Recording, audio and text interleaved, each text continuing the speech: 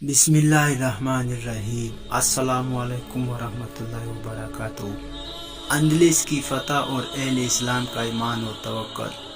خلیفہ المسلمین ولید بن عبد الملک کے دور میں طارق بن زیادہ جب اندلس کے فتح کرنے 7,000 کی مختصر فوج لے کر 4 بڑی بڑی کشتیوں میں سوار اندلس کے ساحلی علاقہ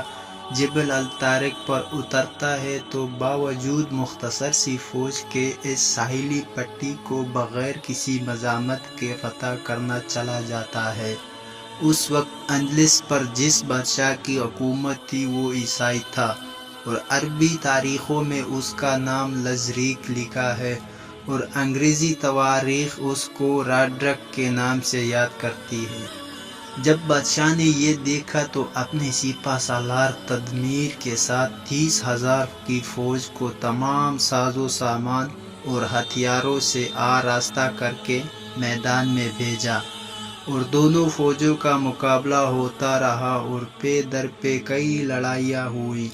ہر موقع پر تدمیر اور اس کی فوج کو شکست کا منہ دیکھنا پڑا اور ان ہزیمتوں نے ان کے حوصلے پست کر دیے۔ آخر کار تنگ آ کر تدمیر نے اپنے بادشاہ راڈرک کو لکھا ہے کہ یہ قوم جس سے ہمیں سابقہ پڑا ہے وہ معلوم نہیں کہاں سے آئی ہے، آسمان سے نازل ہوئی ہے یا زمین سے ابلی ہے، لہٰذا اب اس کے سوا کوئی چارہ نہیں کہ آپ خود اس کی سرکوبی کے لیے آئے۔ بادشاہ راڈرک نے 70,000 کی فوج کے ساتھ اس طرف رخ کیا اور پہلی فوج کے ساتھ مل کر اس کی تعداد تقریباً 1,00,000 ہو گئی جو تمام ہتھیارات سے لیس تھے، اور دوسری طرف مسلمانوں کی فوج ہے یہ جو نہ پورے طور پر ہتھیارات سے لیس ہے اور نہ تعداد میں ان سے کوئی نسبت رکھتی ہے۔ طارق کے ساتھ 7,000 افراد آئے تھے، پھر خلیفہ کی طرف سے اور 5,000 کی فوج آ کر ان سے مل گئی۔ اس طرح کل 12,000 کی فوج ہوئی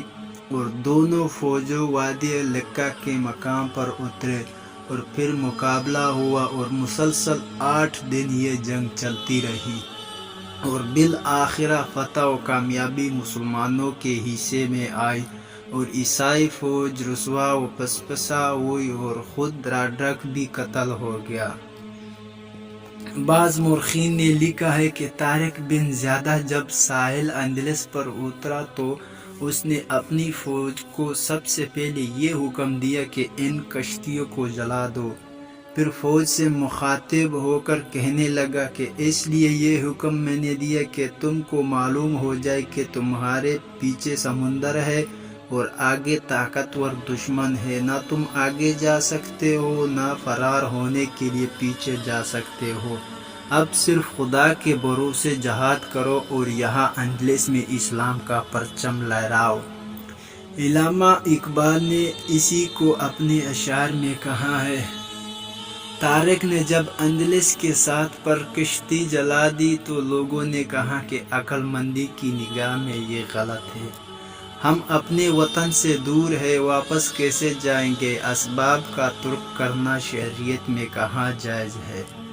طارق ہنسا اور اپنی تلوار پر ہاتھ رکھا اور کہا کہ ہر ملک ہمارا ہے کیونکہ وہ ہمارے خدا کا ملک ہے۔ یہ چند واقعات نمونے کے طور پر بیان کیے گئے ہیں جن سے یہ بات بخوبی واضح ہوتی ہے کہ اسلامی معاشرے میں کار فرما قوت ایمانی کا یہ اثر تھا کہ انسان و حیوانات، جمادات و نباتات،